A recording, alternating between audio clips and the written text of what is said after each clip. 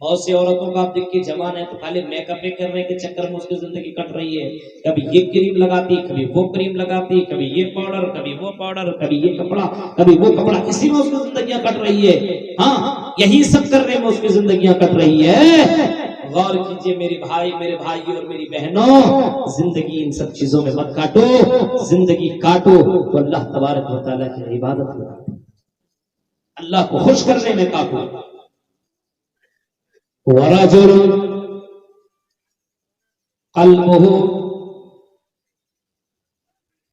اور تیسرا آدمی وہ ہوگا معلق فی المساجد, جس کا دل مسجدوں سے لگا ہوا ہوگا. تیسرا آدمی وہ ہوگا جس کو اللہ تعالیٰ سورج کی گرمی سے بچائے گا. وہ تیسرا آدمی وہ ہوگا جس کا دل مسجدوں سے لگا ہوا ہوگا. چاہے بوڑھا ہو, چاہے جوان ہو, امیر ہو, غریب ہو, مولوی ہو, جاہل ہو, کوئی بھی ہو. ایسا نہیں کہا مولوی کے لیے مسجد ہے اور غیر مولوی کے لیے مسجد ہی نہیں ہے. مدرسوں کے بچوں کے لیے مسجد ہے, اور ہم لوگ تو مدرسے کے بچے تھوڑی ہیں, ہمارے لیے مسجد ہے ہی نہیں. وَرَجُلٌ قَلْبُهُ مُعَلَّقٌ فِي الْمَسَاجِدِ, اور جس کا دل مسجدوں سے لگا ہوا ہوگا. مسجدوں سے لگنے کا مطلب کیا ہے؟ ظہر کی نماز پڑھ کر کیا آیا, کام میں لگ گیا, لیکن دھیان نماز میں لگا ہوا ہے. ابھی عصر کی اذان ہوگی, مجھے نماز پڑھنے کے لیے جانا پڑے گا, اس وجہ سے اب میں بازار کی طرف نہیں جاؤں گا. ابھی میں اگر بازار میں گیا تو عصر کی نماز چھوٹ جائے گی. نماز میں دل لگا ہوا ہو, مسجدوں میں دل لگا ہوا ہو. وَرَجُلٌ قَلْبُهُ مُعَلَّقٌ فِي الْمَسَاجِدِ, فرمایا کچھ لوگ ایسے ہوں گے قیامت کے دن جس کو سورج کی گرمی سے اللہ تعالیٰ بچائے گا, جس کا دل مسجدوں سے لگا ہوا ہوگا.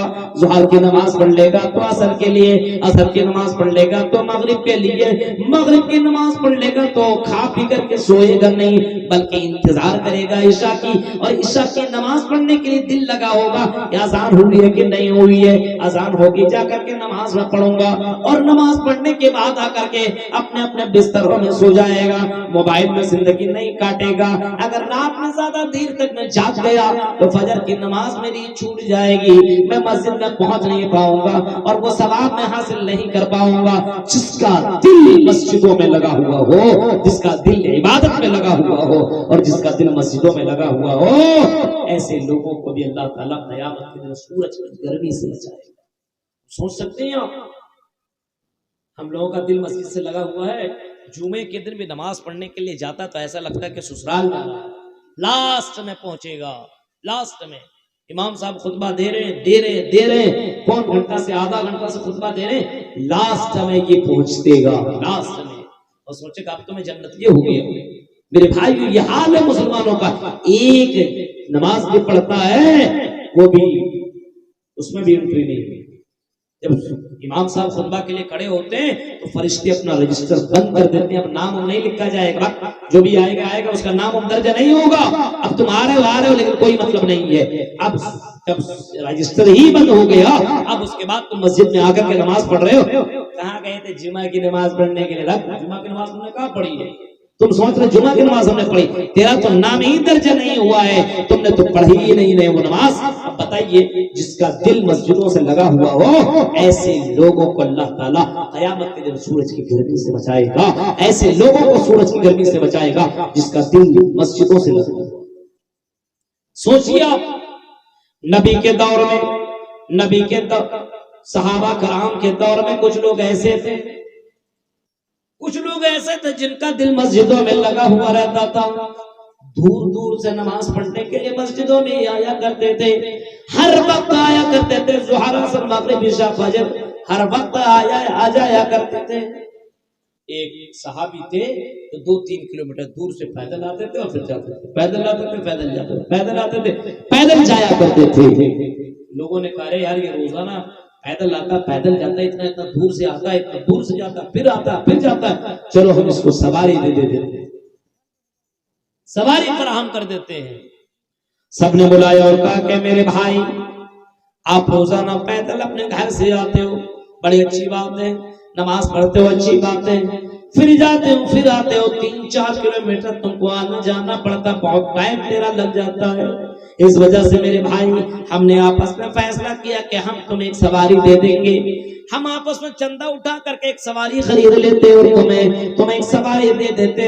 سواری میں بیٹھ کر کے آنا اور نماز پڑھ کر کے تم چلے جانا. تیرا وقت بھی بچ جائے گا, تم گھر کا کام کاج بھی زیادہ کر لو گے. اس نے کہا کہ آئی میرے بھائی, بہت بہت شکریہ, آپ نے میرے بارے میں سوچا, لیکن میرے پاس اتنی طاقت ہے کہ میں سواری خرید سکتا ہوں, لیکن میں سواری نہیں خریدتا ہوں, کیونکہ میں نے جناب محمد رسول اللہ سے سنا ہے, آپ نے فرمایا جو آدمی وضو کر کے گھر سے نکلتا ہو, جو آدمی وضو کر کے نماز پڑھنے کے لیے مسجدوں کے لیے گھر کے لیے نکلتا ہو, آپ نے فرمایا ایسے لوگوں کے لیے ایک ایک قدم میں نیکیاں ہے. ایک ایک قدم جب بڑھاتا اس کے ایک ایک نیکیاں اس کے نامہ اعمال میں درج ہو جاتی ہے, اور ایک ایک گناہ اس کے مائنس ہوتے جاتے ہیں, گھٹتے جاتے ہیں, کم ہوتے جاتے ہیں.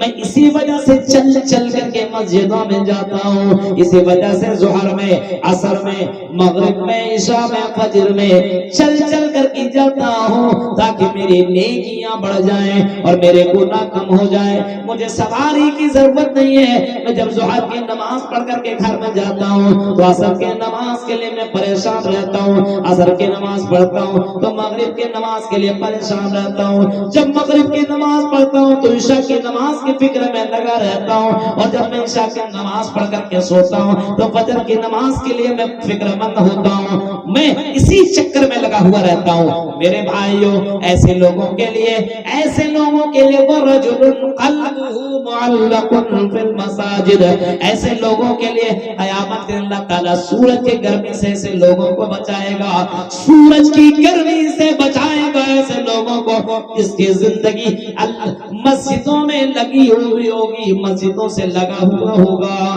آج مسجد میں جانے میں حالت خراب ہو جاتی ہے ہماری اور آپ کی, ہاں ہوتا ہے کہ نہیں؟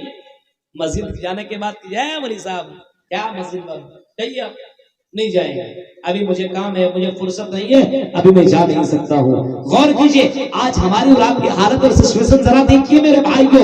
ہم اور آپ نماز پڑھنے کے لیے مسجد تک نہیں جا سکتے, بغل میں مسجد ہے لیکن نماز پڑھنے کے لیے نہیں جا رہے ہیں. ہماری بغل میں مسجد ہے لیکن آپ چیک کیجئے مغرب میں, آپ چیک کیجئے ظہر اور عصر میں میرے بھائیو مسجدیں ویران پڑی ہوئی ہے. آج مسجدوں کو کس نے ویران کیا؟ مسجدوں کو ہم نے اور آپ نے ویران کیا ہے. مسجدوں کے اندر اذان دی جاتی ہے لیکن کوئی مطلب نہیں ہے. مسجدوں کے اندر نماز پڑھنے کے لیے کون آئیں گے؟ اور لوگوں اپنے مسجدوں کو آباد کرو, اپنے مسجدوں کو آباد کرو اور اپنے مسجدوں میں دل لگاؤ. ان پارکوں میں تمہیں کچھ نہیں ملے گا, ان بازاروں میں تمہیں کچھ نہیں ملے گا. محمد رسول اللہ نے اتنا فرمایا کہ اللہ کی نظر میں سب سے بری جگہ یہ بازار ہے, سب سے بری جگہ بازار, اور سب سے بہتر اور سب سے اچھی جگہ مسجد ہے. آج ہم نے مسجدوں کو ہم نے ختم کر دیا ہے اور بازاروں میں ہم نے اپنا اڈا بنا لیا ہے. کبھی اس دکان میں بیٹھتے ہیں, کبھی اس دکان میں بیٹھتے ہیں, کبھی یہاں جا کر کے گپے مارتے ہیں, کبھی وہاں جا کر کے گپے مارتے ہیں. بازاروں میں بیٹھ کر کے لڑکیوں کو جھانکنے والوں اور لڑکیوں کو دیکھنے والوں, ان کی کمر ان کے بال کو دیکھنے والوں, سنو, ان بازاروں سے بچنے کے لیے محمد رسول اللہ نے فرمایا جب تم بازار کا رخ کیا کرو تو یہ دعا پڑھ کر کے نکلا کرو, لا الہ الا اللہ, یہ دعا پڑھ کے نکلا کرو. جب تم بازار کے اندر نکلو تو دعا پڑھ کر نکلا کرو اور اللہ سے دعا مانگو کہ اللہ میں بازار میں جا رہا ہوں, اللہ میری نظروں کی حفاظت کرنا, اے اللہ مجھے حفاظت کرنا. لیکن میرے بھائیو ہماری زندگیاں بازاروں میں کٹ رہی ہیں, بازار میں کٹ رہی ہے. صبح و شام کی ہمیں دعا معلوم نہیں ہے, بازار کی دعا معلوم نہیں ہے, صبح و شام کی دعا معلوم نہیں ہے, مسجد میں انٹری کا نکلنے کا پتہ ہی نہیں ہے. میرے بھائیو عجیب و غریب مسئلہ ہے. وَرَجُلٌ قَلْبُهُ مُعَلَّقٌ فِي الْمَسَاجِدِ, جب تم مسجدوں سے دل لگاؤ گے, مسجدوں سے تمہارا دل لگا رہے گا تو میرے بھائیو ایسے لوگوں کو اللہ تعالیٰ عرش قیامت کے دن سورج کی گرمی سے بچائے گا اور سایہ نصیب کرے گا. کتنے خوش نصیب لوگ ہوں گے, سوچ سکتے ہیں. چوتھے آدمی وہ ہوں گے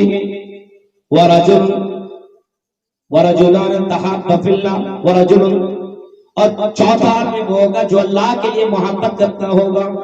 آپ سے ہم سے محبت ہے, ہم کہاں کے رہنے والے، آپ کہاں کے رہنے والے؟